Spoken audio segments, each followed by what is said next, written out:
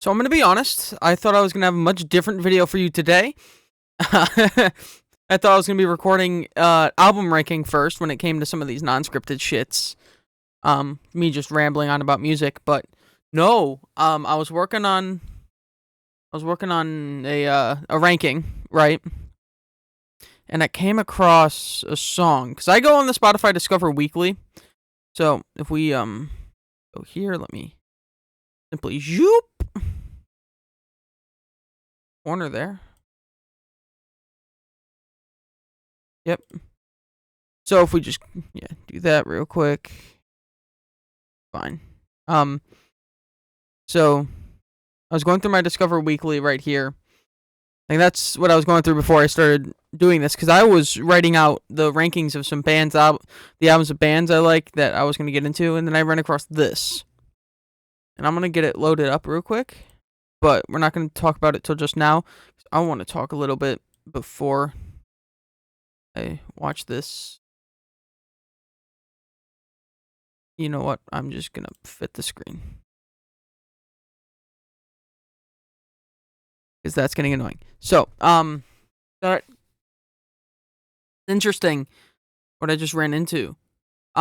It's if I were to explain it, it's a Bo Rap cover by Postscript in collaboration with Jeremy Tollis and Famous Last Words. Unless Jeremy might just be the Postscript lead. I don't know. But it's Postscript that's made this.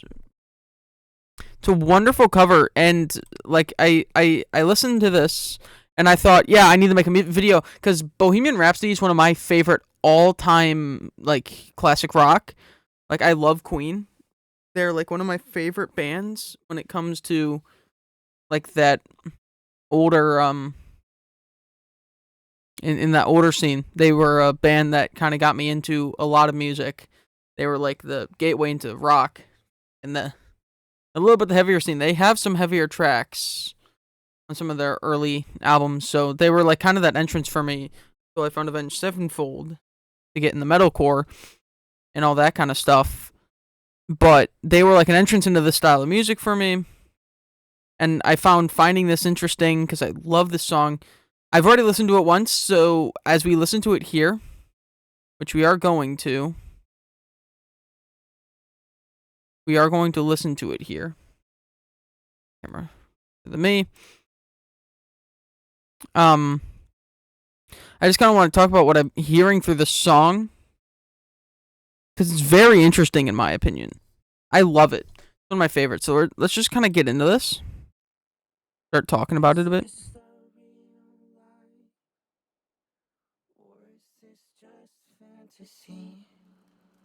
Caught in a landslide, no escape from reality. So, if I were to explain this opening up a bit, this opening is just straight up. How do I put this best? The opening's like Billie Eilish like. I think that's the best way to put it. Like it's kind of Billie Eilish like. Soft, but it's not welcoming soft. It's eerie soft, and that's kind of like what I'm seeing here from that. Like an eerie soft. It's not welcoming. That's for sure. It's not welcoming at all. Like it's a bit eerie. But you kind of listen to it. You kind of hear what I'm talking about.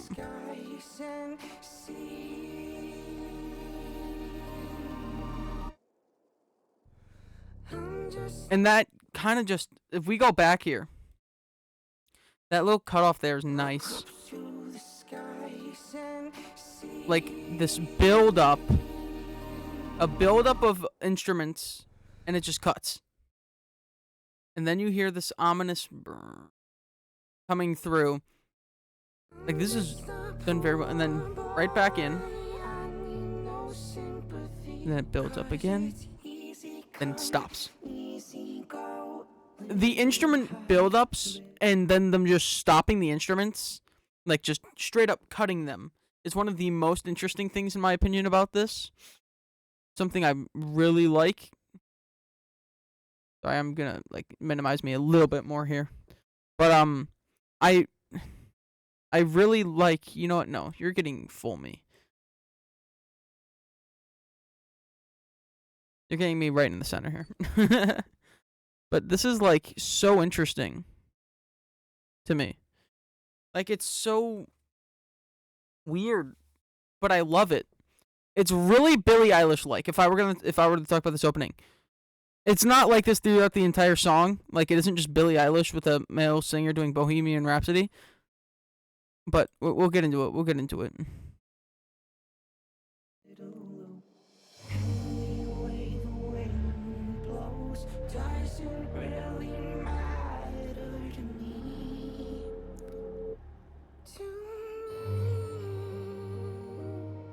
And then the piano with the very iconic.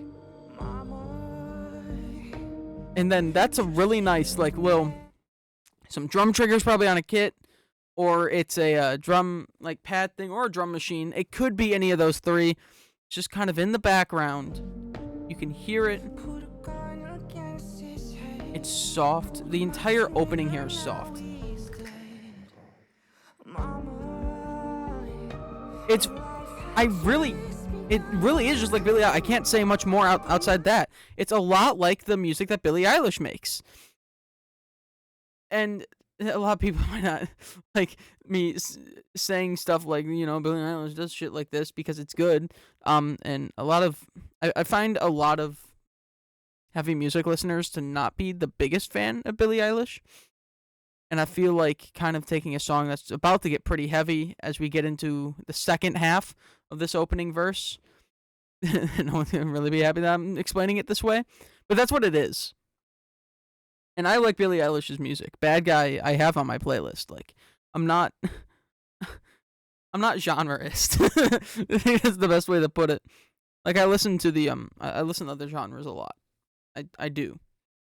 I'm just, like, really into this. But that's like what I'm hearing here in this first little portion here. Very soft, assuming but ominous. Very much like a Billie Eilish song. And it just feels like it's building up. Like it's just building up into something, and that's what we're about to hear soon.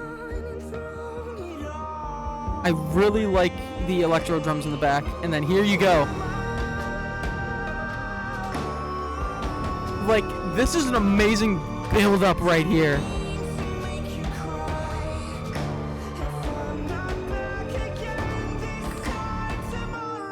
And then it just softens back up. And then, after this, there's the guitars, and then it starts.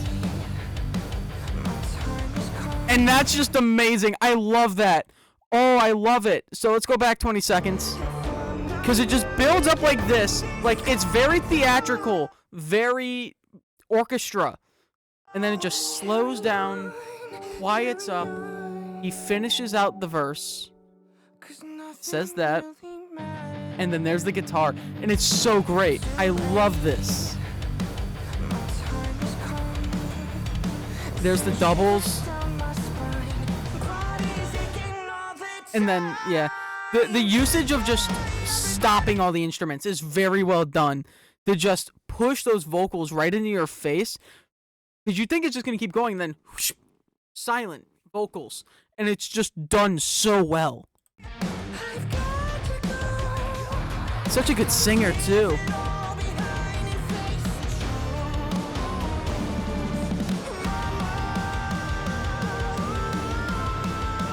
And this is just great. The drums are amazing.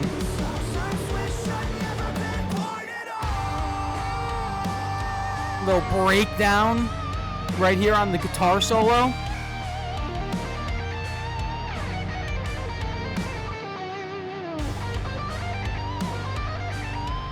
Like, you got that iconic guitar solo, but you have this like metalcore breakdown right in the background of it. And it's great. And then, here we go. We're about to get into the opera part. It's great. I love it. Oh, I loved it. I love it. So let's go back a bit. Then, like, it goes right into the operatic section. And the operatic section is like the section you want to be great. And they do it so well. Like, it's so heavy. I see a little silhouette of a man. Like, this is just amazing.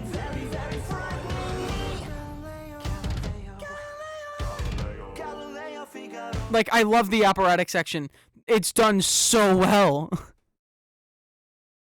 Like, the drums are in the right spots. They're done super well. Like, it's not just that basic tom fills that are amazing on Queen's version, but it's like you add the doubles, you're adding a bunch of fills during parts.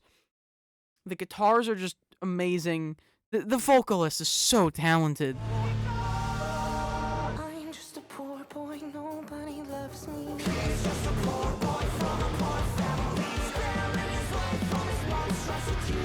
I think the best way to explain this song is Bohemian Rhapsody, but Halloween. It's like if you take a song from The Nightmare Before Christmas, added a bunch of heavy drums and stuff to it, and made it Queen. I think that's the best way to explain this right now. Easy come, easy go, will you let me go? This man rock, I will not let you go. This man rock, I will not let you go. This man rock, I will not let you go. Let me go, let you go, let me go, let you go, let me go. Mamma mia, mamma mia, mamma mia, let me go. Dude, I'm getting fucking goosebumps. This is so good. Like, as someone who, like, really loves metalcore and also really loves Queen, this is a mashup I never thought I needed, but I did, and I love it. It's so good. Such a good fucking mashup. And it's done so well. Then the build up to the rock. Here it comes. Blah!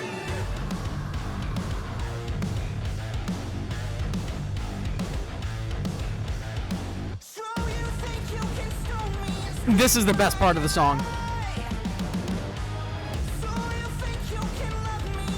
This is so easily the best part of the song.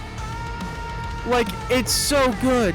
Okay, so I'm sorry. I'm doing a lot of, like, going back and listening to again and then talking about... I mean, I kind of have to because, you know, copyright. I want to be under fair use somewhat. But I also just love it. Okay, let's go back to about 357. Oh no, we want to go back a bit further. I want to go back to that build up. Yeah, so here's Mamma Mia bit. And then here's the build up. Nice toms. Nice. It's just amazing. And then that little stop and then back in. It's so good. Like, tell me it's not good. I want you to go in the comments right now and tell me this is dog shit, because it's not. This is one of my favorite covers of a song ever. Holy shit.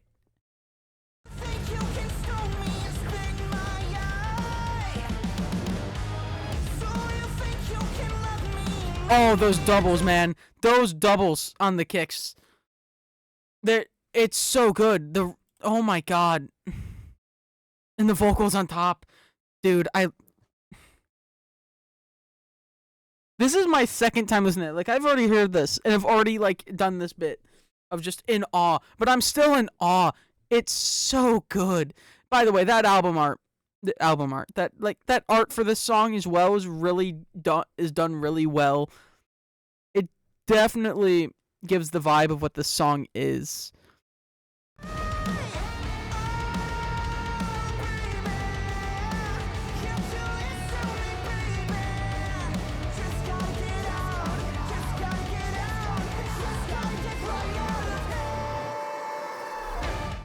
That's just amazing.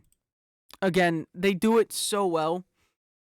One of the things that metal tends to do is they try and overdo instruments and have it blaring for a long time. What this song does well, and no, not all metal artists do it, a lot do though. where they don't let the vocals kind of punch out like this song does, where the instruments kind of take over. That's like my one issue with metal that I do like about pop more. Pop is about the vocalist and how good he or she is. In metal, it is about the instruments. The vocalist is kind of not what you're trying to listen to. But there are obviously a lot of bands where they let the vocalist shine. Avenged Sevenfold with them Shadows. Alex Terrible is just amazing for Slaughter to Prevail. Of course, Electric Callboy. Even though Electric Callboy is more about the electro music, but the vocals are punchy. It gets in there. There's a lot of metal songs though, where the vocals kind of just are with the instruments and it's not its own thing. I think when you listen to a lot of metal music, especially hardcore, metalcore, and deathcore, what you're doing with the vocals is you're more joining in on the instruments by just being loud with them. In hardcore, I get why it's a violent genre. It's meant to be that way. When you get into metalcore and deathcore, there are sections that are more melodic in those, and sometimes you just don't let the vocalist doesn't shine the way they should. In a lot of those songs, this song, it just straight up stops the instruments, lets the vocals just push out, and it's great because the usage of when you play the instrument and when the instrument stops is just fantastic.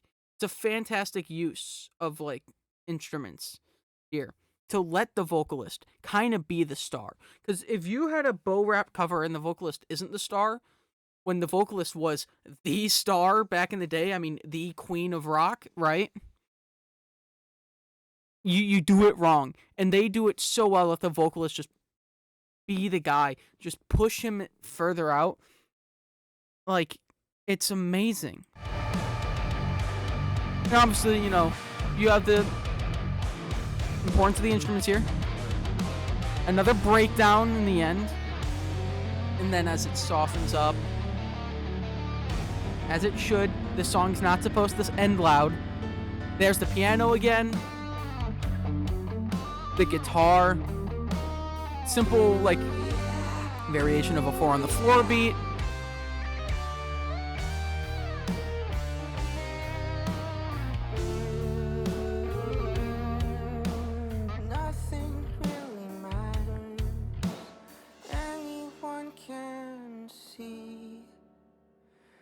And again, the vocalist just ending it out. He's so good. Nothing really matters to me. And I love the vocals, and then the piano comes in soft, ending the song, and that's the end there. It is such a so well done cover that it blew my mind listening to this. Remember, I did not expect to be making this video today. I started my YouTube workday kind of just working on ranking albums for bands, and as I'm doing that, I was playing my Discover Weekly playlist, and then I found this, and this song is just wow, man. Just wow. I do want to go back to the rock section. What was it? 340?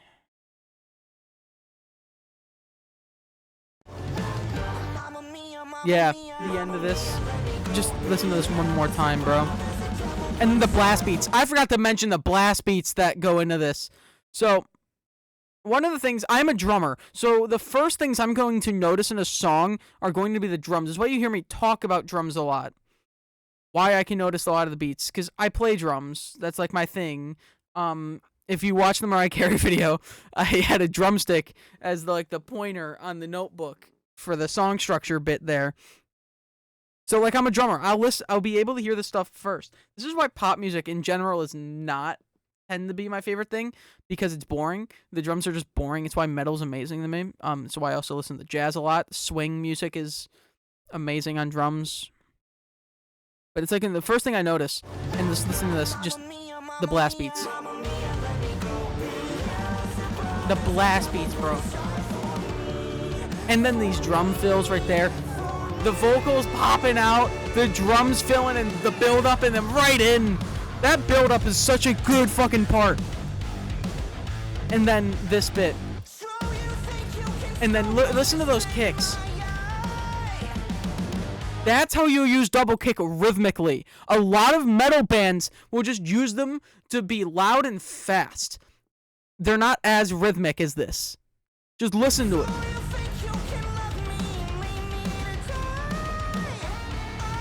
Like, it's how you use them rhythmically.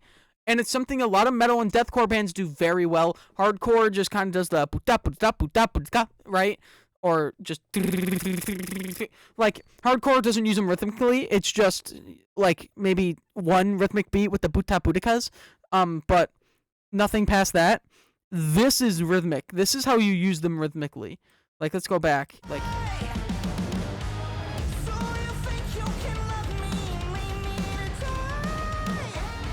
and a lot of bands do this. Sleep Token in specific has one of the best drummers I've ever heard. But wow.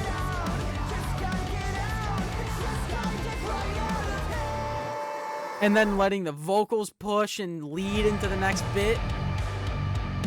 And then a breakdown. Like, the rock section of the song is done so well. It's the best part of the song, I think. And then obviously this transition in, but we're going to cut it there. But, oh my god, it's got to be the best part. It's got to be the best part. I love their version of the rock section. Because, you know, you have that soft opening, then you have the operatic section, and then you get into that rock section. And I think they did fucking amazing with the rock section. That is just awesome. I love it, man. It is such an awesome cover. Do check this out. It is Bohemian Rhapsody from Postscript. Jeremy Tolas and Famous Last Words. Those are the 3 names put onto this thing. Check it out. Legitimately check it out. If you love Queen and you love metalcore, this is a song you want to listen to. This is being put on my playlist. Like, today it's getting put on my playlist. This is a song you need to check out. Like, legitimately. Trust me on that. Like, this is a song you need to check out. It is so good. Like, fuck, man. I love it. I'm just in awe of this song. I did not expect to be doing this today. I'm just so surprised, man. I'm so surprised. Just wow. Just wow. It's an amazing song. I think that's pretty much all I gotta say about it. We kind of went through it. We talked about it. I think that's where I'm gonna end this. This is what I'm gonna. This is the type of shit I might make a playlist called just shitting music, or something. Just talking shit about shit, man. These are unscripted. I'm gonna be doing more reactions to some tracks. Hopefully, I can do the music videos. Most likely.